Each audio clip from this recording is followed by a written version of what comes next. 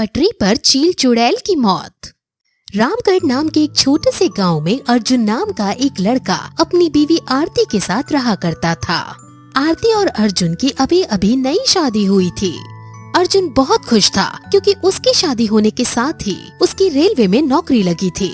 आज अर्जुन का काम पर पहला दिन था। अर्जुन अपने काम पर जाने के लिए तैयार हो रहा था कि तभी वहाँ आरती आती है और अर्जुन से बोलती है, भगवान करे आपकी खूब तरक्की हो, आप दिन दुगनी और रात चौगनी कमाओ। आज आपका पहला दिन है, इसलिए मैं चाहती हूँ कि आप ये लॉकेट पहन कर जाएं। क्या आरती तुम भी? अरे मैं ट्रेन चलाने के लिए जा रहा हूँ, किसी जंग पर नहीं जा रहा और हमें इसकी पूरी ट्रेनिंग दी जाती है। आपको जो बोलना है बोल लो। आपको नहीं पता, लोगों की नजर बहुत जल्दी लगती है। इतनी मुश्किलों से आपको नौकरी मिली है और आज आपका काम का पहला दिन है, तो मैं नहीं चाहती कि आपको किसी की बुरी नजर लगे। और ये माता का लॉकेट है, ये हमेशा आपकी रक्षा करेगा। और इस लॉकेट को पहनकर सोचना कि हर पल आपकी आरती आपके साथ है। जिसके बाद अर्जुन अपने काम के लिए निकल जाता है। अर्जुन का पहला दिन बहुत ही अच्छे से जाता है। ऐसे ही कुछ दिन बीत जाते हैं और बहुत जल्द उसकी पोस्ट भी बढ़ जाती है और अब अर्जुन को नाइट शिफ्ट मिलती है।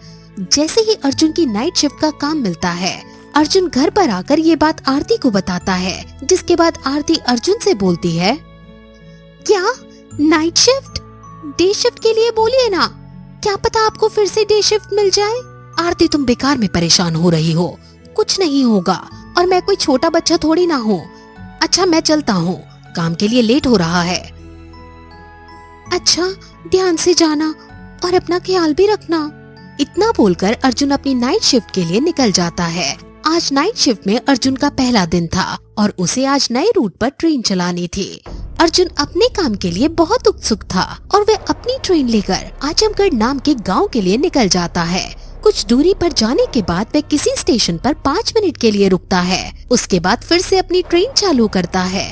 थोड़ी आगे अर्जुन ट्रेन लेकर चलता ही है कि उसके पास एक कॉल आती है और उसे पता चलता है कि आगे की पटरी पर सिग्नल खाली नहीं है, जिस वजह से उसे अपनी ट्रेन को एक सुनसान जंगलों से घिरे रास्ते पर ट्रेन रोकनी पड़ती है।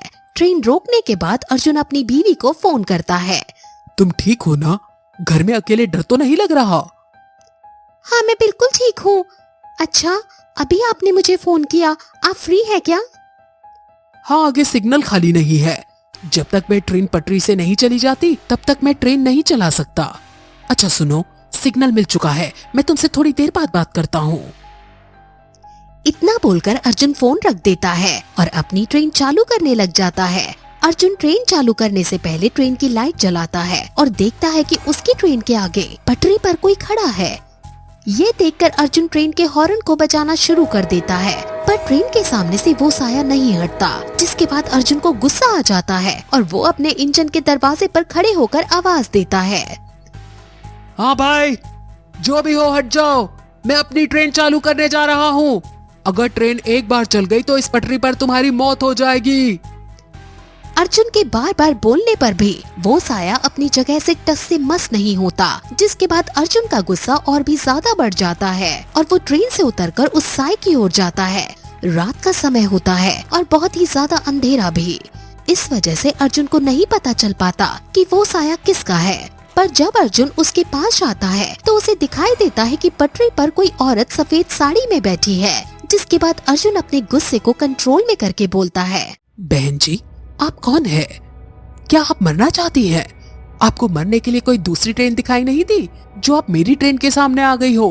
आपको पता नहीं है क्या, ऐसे में आपकी जान भी जा सकती है। मैं कब से आपको हटने के लिए कह रहा हूँ, आपको मेरी आवाज सुनाई नहीं दे रही क्या? अर्जुन की आवाज सुनकर वो औरत उठकर खड़ी हो जाती है। असल में अर्जुन जिसे औरत समझ रहा था वो कोई औरत नहीं बल्कि चील चुड़ैल थी, जो अपना रूप बदलकर उस पटरी पर रुकने वाले लोगों को मारा करती थी।